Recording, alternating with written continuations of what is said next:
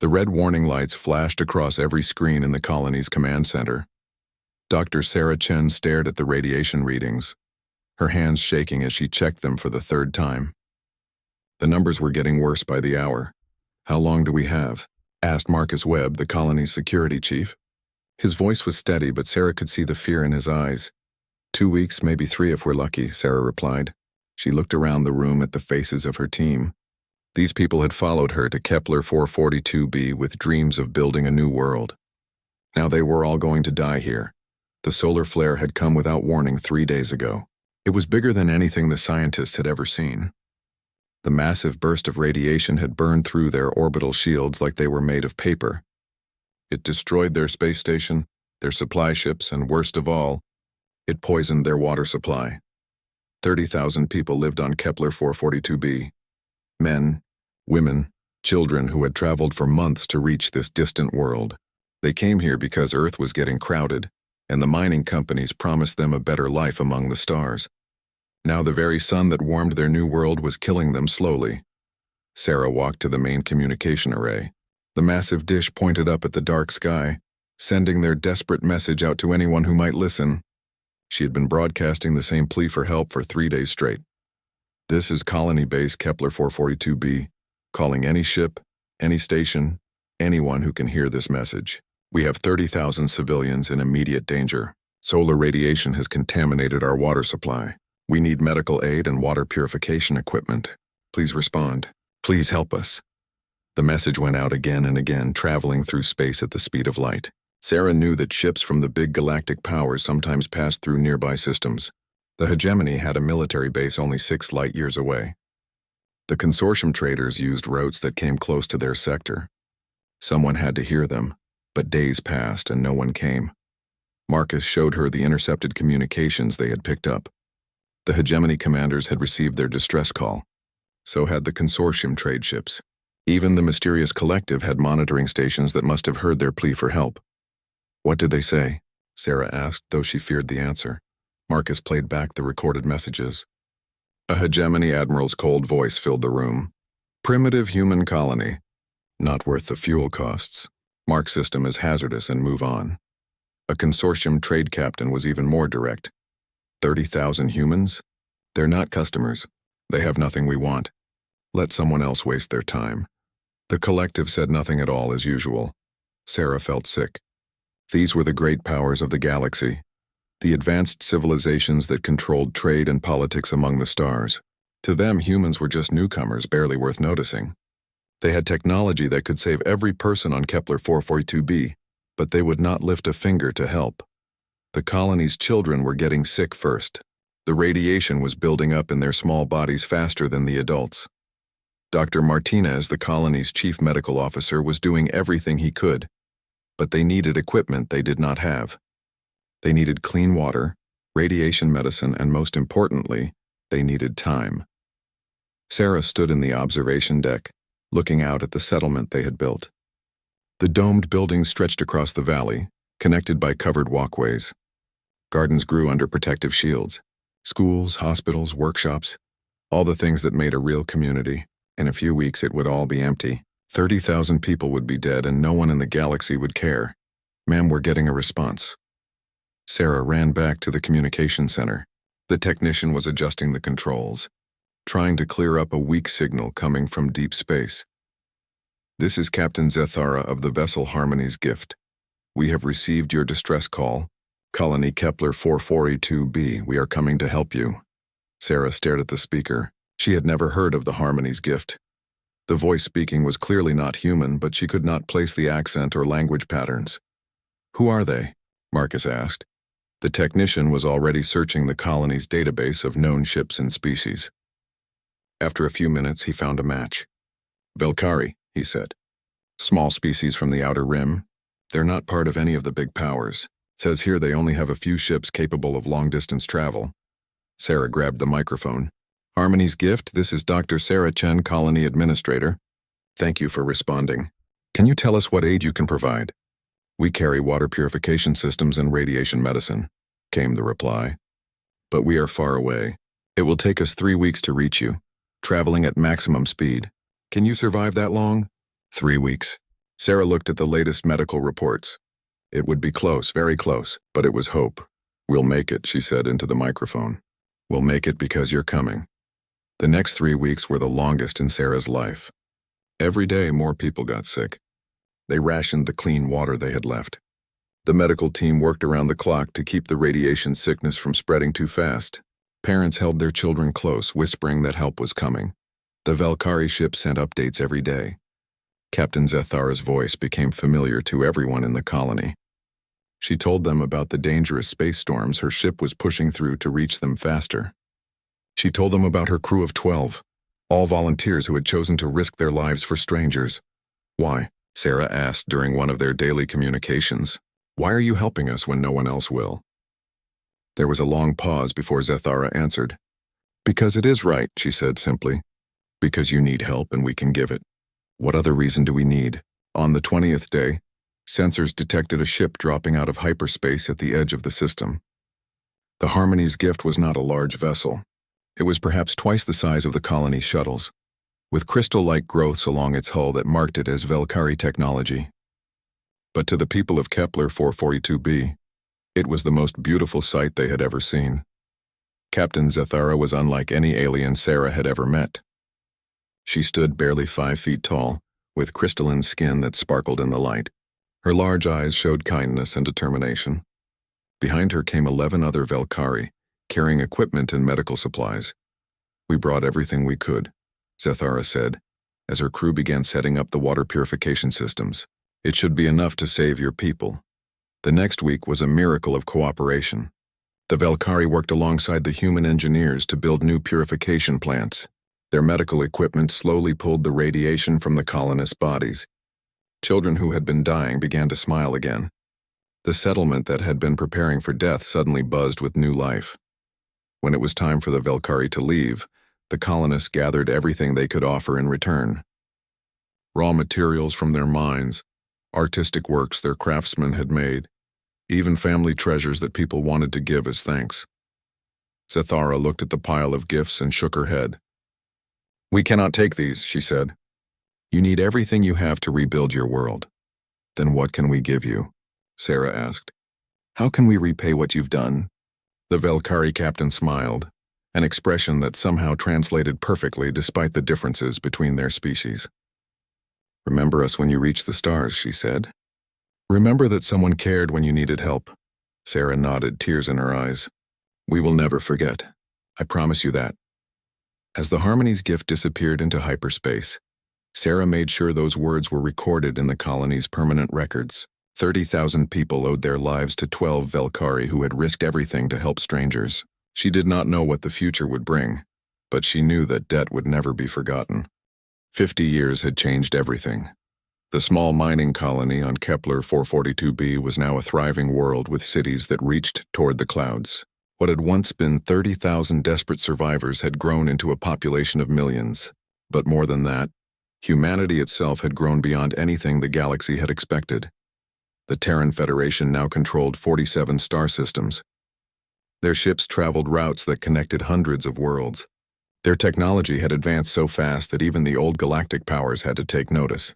Where once humans had begged for help, now other species came to them for trade, for protection, for the innovations that poured out of human research centers. Admiral Elena Vasquez stood on the bridge of the Federation flagship Indomitable Will, looking out at the fleet assembled around her.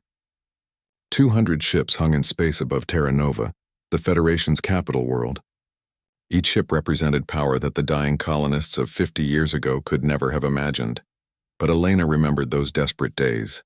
She had been just a child then, one of the kids who got sick from the radiation. She remembered the fear in her parents' eyes, and she remembered the hope that came when the Valkyrie ship arrived. That memory had shaped her entire life. "Admiral, we have a priority communication from the diplomatic corps," her aide reported. Elena nodded. "Put it through." The face that appeared on the screen belonged to Ambassador David Park. He looked worried, which was unusual for a man who had negotiated with hostile aliens for 20 years. "Elena, we have a situation. The Valkyrie have requested an emergency meeting. Their ambassador is asking for an audience with the Federation Council." Elena felt her heart skip a beat. The Valkyrie. In 50 years, they had remained a small, peaceful species on the edge of known space. The Federation had tried to contact them many times, wanting to repay the debt from Kepler 442b, but the Valkyrie had always politely declined any help. "What's the emergency?" Elena asked.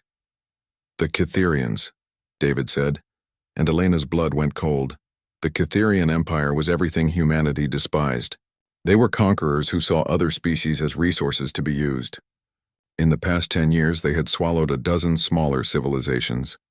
They took what they wanted and enslaved or killed anyone who resisted. "The Cytherians are moving on Valkyrie space," David continued. "They want the mineral rights to Velketh, the Valkyrie homeworld. The Galactic Council won't help. They say it's not worth starting a war over one minor species." Elena clenched her fists. It was Kepler 4x42b all over again, the big powers ignoring the desperate pleas of those who needed help. But this time was different. This time the Valkyrie had friends. "When does the Valkyrie ambassador arrive?" she asked. "Her ship is already in system." "Elena, there's something else. The ambassador is Silin Ara, daughter of Captain Zethara." Elena closed her eyes. Zethara had died 15 years ago, but not before teaching her daughter everything about the humans she had saved. Elena had attended the funeral via long-range communication, one of hundreds of Federation officials who wanted to pay their respects. "Bring her directly to the Senate chambers," Elena ordered. "Full diplomatic honors." "And David, activate the memorial protocol."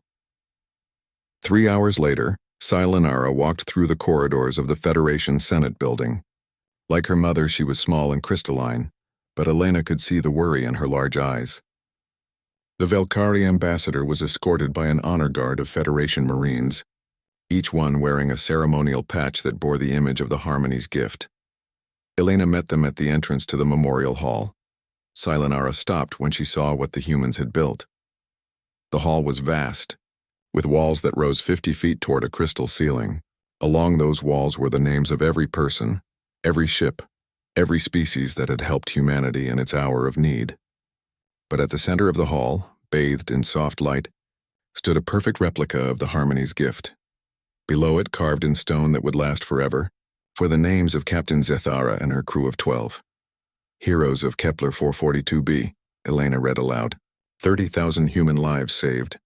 The debt can never be repaid, but it will never be forgotten. Silin Ara stared at the monument, tears forming in her large eyes. "I had no idea," she whispered. "Every Federation citizen learns about your mother in school," Elena said gently. "Every ship captain knows the story of the Harmony's gift. Your people saved us when we had nothing to offer in return. That lesson shaped everything we became." They walked together into the Senate chambers, where hundreds of representatives from dozens of human worlds waited. Dr. Sarah Chen was there too, now 90 years old but still sharp. She had demanded to be present when she heard that Zethara's daughter was coming. Silin Ara stood before the assembled senators and told them about the Cytherian threat. She spoke of the ultimatums, the demands for tribute, the fleets gathering at the edge of Valkyrie space. She told them how the Galactic Council had refused to help, how even the species the Valkyrie had traded with for generations had turned their backs. "We have nowhere else to go," she said finally. "My mother told me stories about the grateful humans of Kepler 442b. I hope that maybe, after all these years, you might remember." Dr. Sarah Chen struggled to her feet, supported by her walking stick. The entire chamber fell silent as the old woman made her way to the speaking podium. 50 years ago, my grandson was dying," she said, her voice carrying clearly through the chamber. "Radiation poisoning was killing him and 30,000 others. The great powers of the galaxy heard our calls for help and decided we weren't worth saving." She turned to look at Silin Ara. "Your mother came anyway. She and 11 others risked their lives to save strangers. They asked for nothing in return except that we remember them when we reach the stars." Sarah's voice grew stronger. "We reached the stars. We built this Federation on the foundation of that lesson, that helping others is not about what you gain, but about what is right. We have never forgotten our debt to the Valkyrie people." The vote was unanimous. Every senator from every world voted to invoke the Terran doctrine of reciprocal honor. Any species that had aided humanity would receive protection as if they were a Federation core world. Elena was given command of the response. As she walked with Silin Ara back to the memorial hall, The Velkari ambassador asked the question Elena had been expecting. What do you want in return for this help? Elena stopped in front of the monument to the Harmony's gift. Your mother saved 30,000 lives and asked for nothing. We're going to save your entire species and ask for the same. Within hours, every Federation fleet was receiving new orders. The largest military mobilization in human history was beginning. Ships that had been scattered across dozens of systems started moving toward Velkari space. But first, Elena sent a message to the Catherian Empire. It was simple and direct, the kind of message her people had learned to send when they meant business. The Velkari people are under Federation protection. You have 72 hours to withdraw all forces from their territory. This is your only warning. Elena didn't expect the Catherians to listen. They were bullies who had never faced real opposition. They would learn what happened when someone threatened humanity's friends. The Federation never forgot a favor, but they also never forgot how to fight for what was right. And they had grown very, very good at fighting. Admiral Vasquez began preparing for war. This time, when someone called for help, humanity would answer with the full might of a galactic power. The Catherians were about to learn a lesson that would echo across the stars for generations. Some debts could only be paid in full. The Federation Council chambers had seen many important moments in the past 50 years, but never anything like this. Silanara sat in the place of honor, watching as humanity's leaders discussed the fate of her people with the same seriousness they would give to defending Earth itself. President Elizabeth Morrison called the session to order. Around the circular chamber, representatives from 47 human worlds took their seats. The weight of their decision would affect not just the Velkari, but the balance of power in the entire galaxy.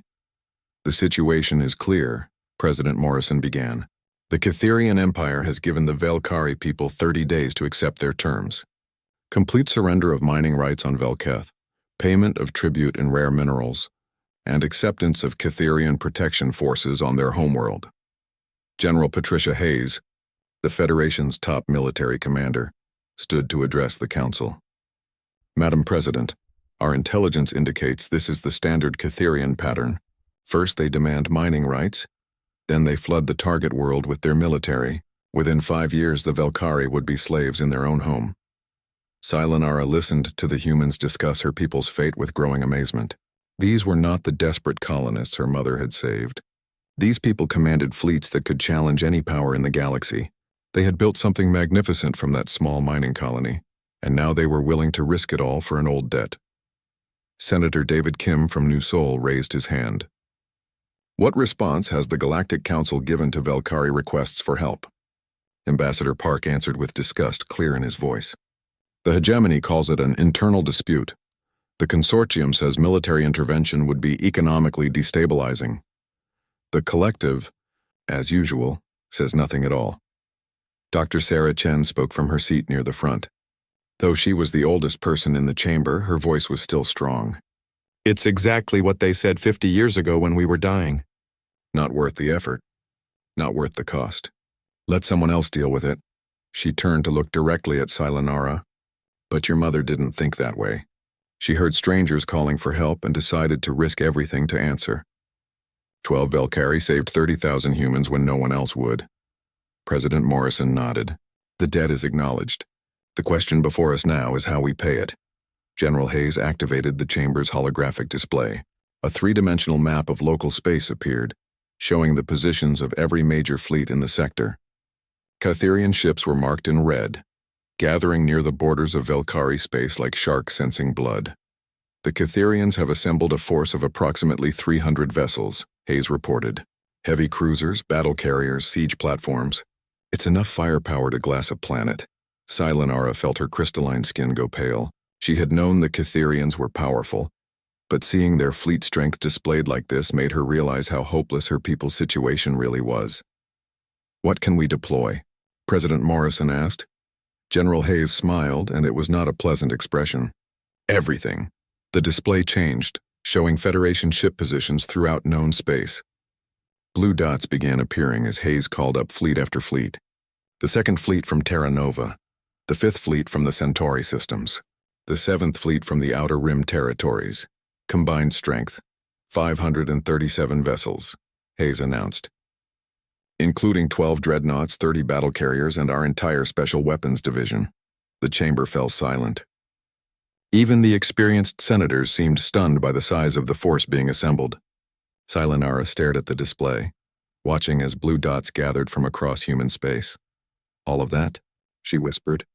"For us?" Senator Kim answered her. "Ambassador, let me tell you what we learned from your mother 50 years ago. When someone risks everything to help strangers, they show you what real civilization looks like. The Catherians conquer and enslave. Your people save lives. We know which kind of galaxy we want to live in." Admiral Vasquez entered the chamber, having come directly from her flagship. She wore her dress uniform, but everyone could see the warrior beneath the ceremony. This was the woman who had broken the pirate fleets in the Vega sector, who had negotiated peace with the militant Andromedan clusters. "Admiral," President Morrison said, "what is your assessment?" Elena looked around the chamber, then directly at Sayonara. "The Catherians are bullies. They've grown fat, conquering species that couldn't fight back. They've never faced a coordinated response from a major power." She turned to the tactical display. "They're expecting the Velkari to surrender, or maybe put up token resistance that they can crush easily. They're not prepared for what we're about to show them." "Which is?" Senator Kim asked. Elena's smile was cold as space. "That humanity protects its friends. All of them. No matter the cost." The vote was called, one by one. Each representative of humanity cast their decision. 47 worlds speaking with one voice. War. As the session ended, Sayonara found herself walking with Dr. Sarah Chen through the corridors of the Senate building. The old woman moved slowly, but her mind was as sharp as ever. "Why?" Sayonara asked. "Why risk so much for people you barely know?" Sarah stopped at a window that looked out over Terra Nova's capital city. Millions of people lived and worked below them, going about their daily lives under the protection of the Federation fleet. "Because your mother taught us something important," Sarah said. "She showed us that the strong have a responsibility to help the weak. That civilization isn't about how much power you have, but about how you use it." She turned to look at the Velkari ambassador. "We built all of this," she gestured at the city below, "from a dying mining colony. We became a galactic power because we never forgot the lesson your people taught us. Help those who need it.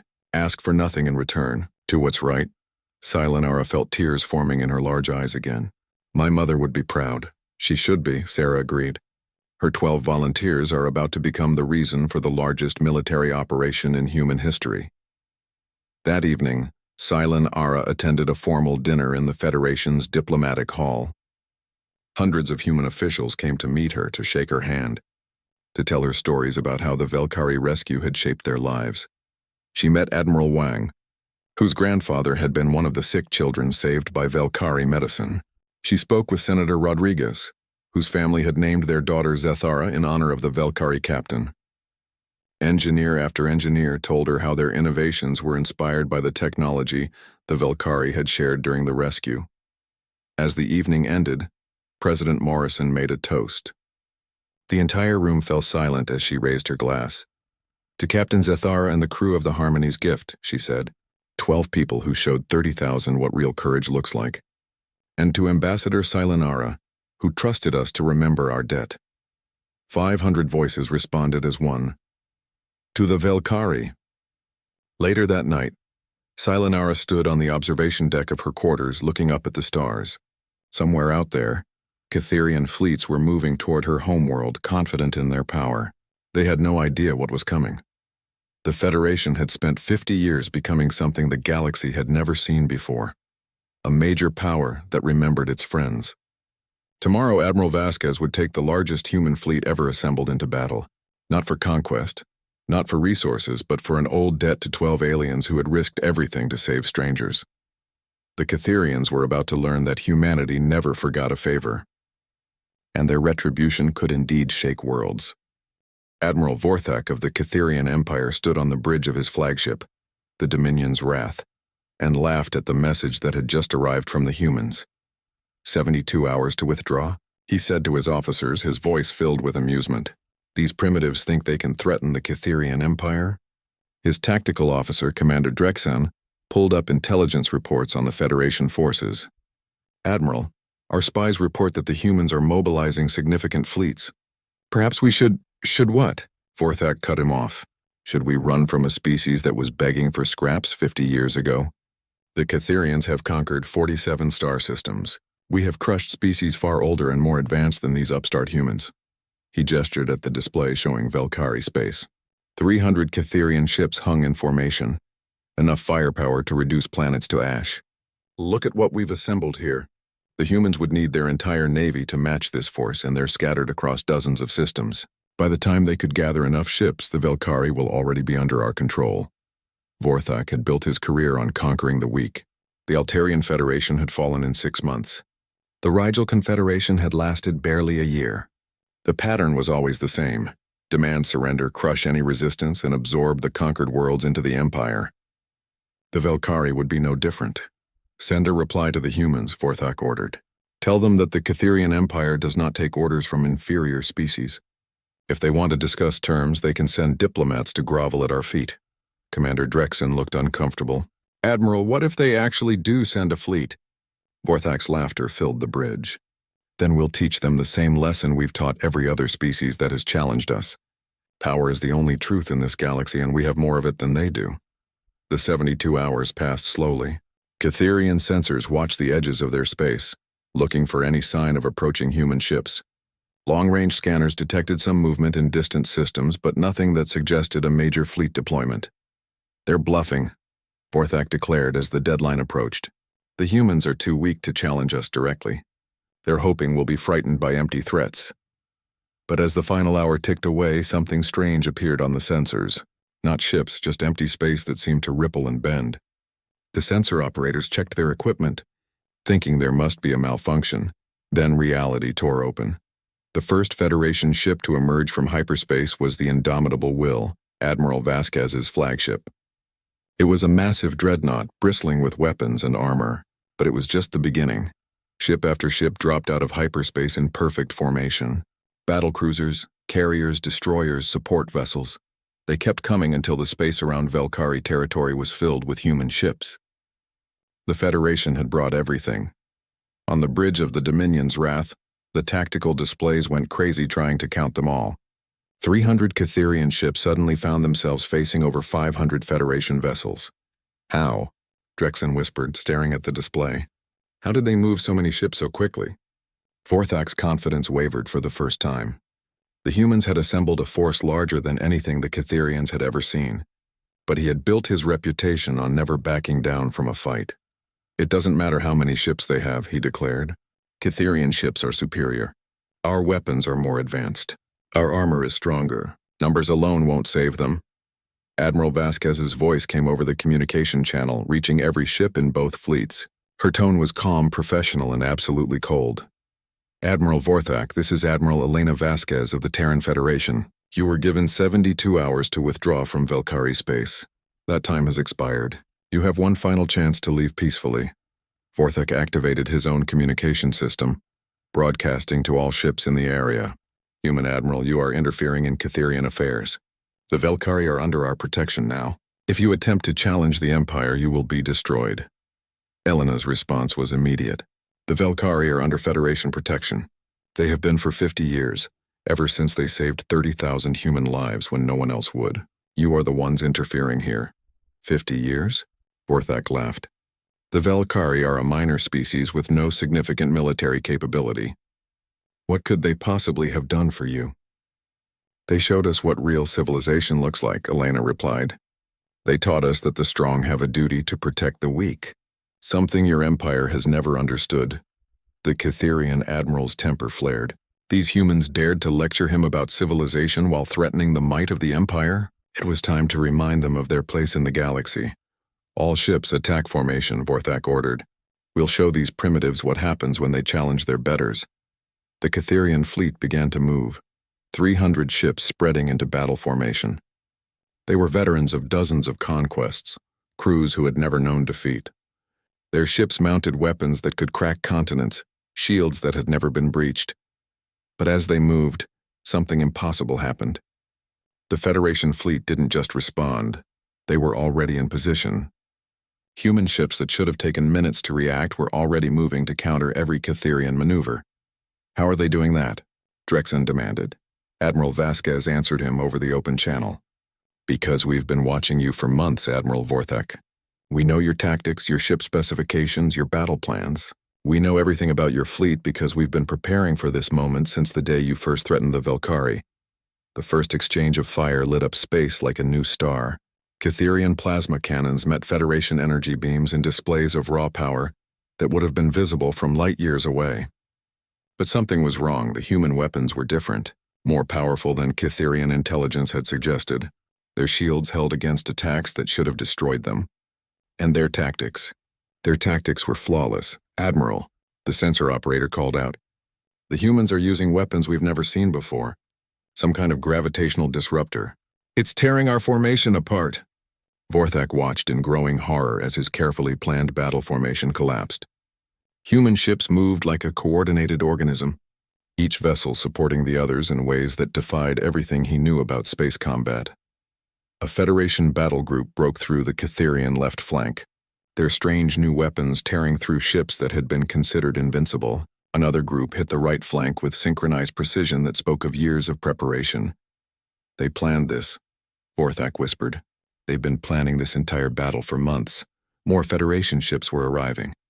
The reinforcements that Vorthak had expected to take weeks to assemble were already here, already in position. The humans hadn't just brought their fleet. They had brought everything they could move. Admiral, Drexen said urgently, we need to withdraw. We can't win this. But Vorthak's pride wouldn't let him retreat. The Catherian Empire didn't run from inferior species. He would rather die than admit defeat to these upstart humans. All ships concentrate fire on their flagship, he ordered.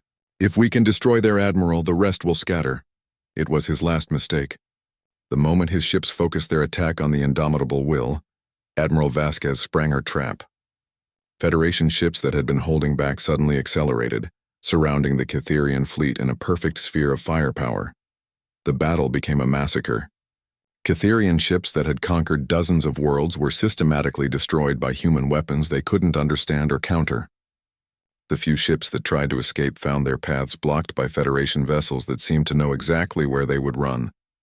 As his flagship's shields failed and his bridge filled with smoke, Admiral Vorthak finally understood. The humans hadn't just brought superior numbers or better technology. They had brought something the Catherian Empire had never possessed, the absolute determination that comes from protecting those you love, the Dominions. Wrath exploded in a ball of fire that briefly outshone the local star. Admiral Vorthak died never knowing that his defeat had been decided 50 years ago, when 12 Velkari volunteers chose to risk everything to save strangers. Admiral Vasquez watched the last Catherian ship surrender, then opened a channel to the Velkari homeworld. Silenara, this is Admiral Vasquez. The threat to your people has been eliminated. You are safe. The debt had been paid in full. The battle at Velkari space lasted only 6 hours, but its effects would reshape the galaxy for generations. Admiral Elena Vasquez stood on the bridge of the indomitable will, watching as the last Catherian ships limped away from the battlefield. The famous Catherian fleet that had conquered dozens of worlds was gone. Destroyed ships drifted in space while the survivors begged for mercy. But Elena wasn't finished. Not even close. Admiral Reeves, she said into her communicator, begin Phase 2. Across the galaxy, Federation fleets that had been waiting in hyperspace received their orders. The humans weren't just defending Velkari space, they were going to make sure the Catherians never threatened anyone again. Admiral Marcus Reeves commanded the Fourth Fleet, positioned near the Altair system where the Catherians had enslaved millions of beings 15 years earlier. His ships dropped out of hyperspace with weapons already charged. This is Admiral Reeves of the Terran Federation, he broadcast to the Catherian garrison. You have 60 seconds to surrender all forces and release all enslaved populations. This is your only warning. The Catherian commander, General Cortax, had heard about the disaster at Velkari space, but he commanded a full battle group and had fortified positions throughout the system. Surely the humans wouldn't attack such a strong position. Cortax was wrong. The Federation attack was unlike anything in recorded military history. Human ships moved with perfect coordination, hitting every Catherian position simultaneously. They didn't just have superior numbers, they had weapons that seemed to come from the future. Gravitational disruptors pulled Cytherian ships out of formation. Quantum torpedoes passed right through energy shields as if they didn't exist. Swarms of AI-controlled fighters adapted their tactics faster than any organic pilot could think. Within 3 hours, the Altair system was free. The Cytherian garrison was destroyed or captured, and the enslaved populations were liberated by Federation Marines who had trained for years for this exact mission. The same scene played out across 12 star systems. Every major Cytherian military base, every occupied world, every strategic position, the Federation hit them all at once with overwhelming force. On the bridge of the Indomitable Will, Elena received reports from her fleet commanders. Each message brought news of another victory, another world freed from Cytherian oppression, Rigel system secured, Cytherian forces destroyed, Vega liberation complete, local populations are celebrating in the streets, Centauri mining colonies freed, the Cytherian overseers have surrendered. Silent Ara stood beside Elena, watching the tactical display with amazement. The Velkari ambassador had requested to stay with the human fleet, wanting to see how her mother's legacy was changing the galaxy. "This is incredible," Silent Ara whispered. "You're not just protecting us. You're freeing everyone the Cytherians have conquered." Elena nodded, her expression grim. "The Cytherians are bullies. They pick on species that can't fight back, enslave the weak, and hide behind their military power. We're showing the galaxy that bullies can be stopped."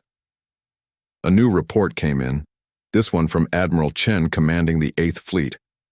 "Admiral Vasquez, we've reached the Cytherian core worlds. Their home fleet is requesting negotiations." Elena smiled coldly. "Patch me through to their admiral." The face that appeared on the screen belonged to Admiral Zrektal, Supreme Commander of all Cytherian military forces. His reptilian features showed fear poorly hidden behind arrogance. "Human Admiral," Zrektal said, "you have made your point. The Empire is prepared to discuss terms for the release of our occupied territories." "No," Elena replied simply. Zrektal looked confused. "No? What do you mean, no?" "I mean there will be no negotiations," Elena said. "The Cytherian Empire is finished as a military power. You will surrender all conquered territories immediately. You will pay reparations to every species you have enslaved. You will accept permanent Federation monitoring stations in your space to ensure you never threaten innocent people again." The Cytherian admiral's anger flared. "You cannot dictate terms to the Empire. We are a great power." "Were," Elena corrected. "You were a great power. Now you're a cautionary tale." She gestured to the tactical display behind her, showing the positions of Federation fleets throughout Cytherian space. "Admiral, in the past 8 hours, we have destroyed or captured 70% of your military forces. Your conquered worlds are free. Your slave labor camps are empty.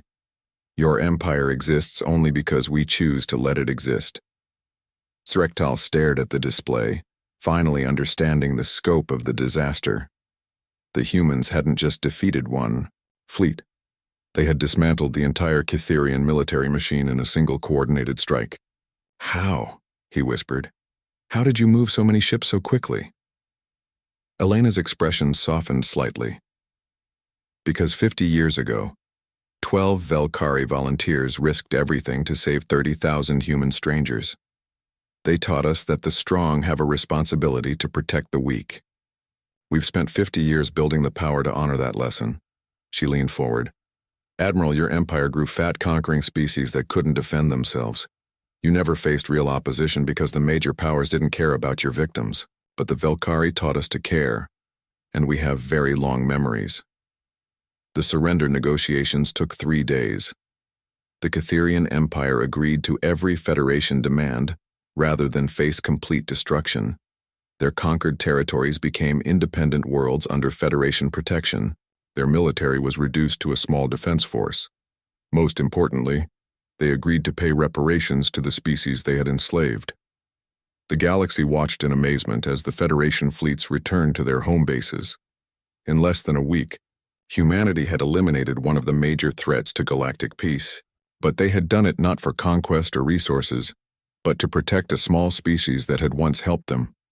The political implications were staggering. The hegemony, the consortium, and the collective had all refused to help the Velkari. Now they watched as humanity demonstrated military capabilities that surpassed their own. The balance of power in the galaxy had shifted overnight. Ambassador Park found himself fielding requests from dozens of species who suddenly wanted closer ties with the Federation. The same powers that had ignored human pleas 50 years ago now begged for trade agreements and defense pacts. On Velketh, the Velkari homeworld, celebrations lasted for a week. The crystal cities of their world rang with songs of joy as the people realized they were safe. The threat that had hung over them for months was gone, destroyed by the species their ancestors had saved decades earlier. Silanara stood in the crystal gardens of the capital city, looking up at the human ships that still patrolled their space. Admiral Vasquez had insisted on leaving a protection fleet until the Velkari felt completely secure. Dr. Sarah Chen had traveled from Earth to attend the ceremony, marking the new alliance between their species. The old woman moved slowly now, but her spirit was as strong as ever. "Your mother would be proud," Sarah told Silanara as they watched human and Velkari children playing together in the gardens. "She always said that helping others was its own reward," Silanara replied. But she could never have imagined this. Sarah smiled. She imagined something better. She imagined a galaxy where people helped each other not because they had to, but because it was right. We're building that galaxy, one saved world at a time. The formal ceremony took place in the Great Crystal Hall, with representatives from both species signing the Velkari-Terran Memorial Alliance. The treaty established permanent friendship between their peoples and committed the Federation to protecting Velkari space forever. As the ceremony ended, Admiral Vasquez made a speech that would be remembered across the galaxy. 50 years ago, 12 Velkari volunteers saved 30,000 human lives, she said. They asked for nothing in return except that we remember them when we reach the stars. Today we have honored that promise. She paused, looking out at the audience of humans in Velkari. But this is about more than repaying an old debt. This is about what kind of galaxy we want to live in. We can choose to be like the Kitherians, taking what we want from those weaker than ourselves. Or we can choose to be like the Velkari, helping others simply because it's right. Elena's voice grew stronger. The Federation chooses to help. We choose to protect those who cannot protect themselves. We choose to remember our friends and stand by them no matter the cost. The ceremony ended with a moment of silence for Captain Zethara and her crew. 12 volunteers who had risked everything to save strangers, never knowing that their courage would one day reshape the galaxy. In the months that followed, the story of the Velkari intervention spread throughout known space. It became legend in diplomatic circles and military academies. Every species learned the lesson that humanity had taught through overwhelming force. Mankind never forgets a favor, and their retribution can shake worlds. The galaxy had become a safer place, not through conquest or intimidation, but through the simple principle that had guided the Velkari 50 years earlier: help others because it's right. The Federation had proven that principle could be backed by enough firepower to make the entire galaxy listen.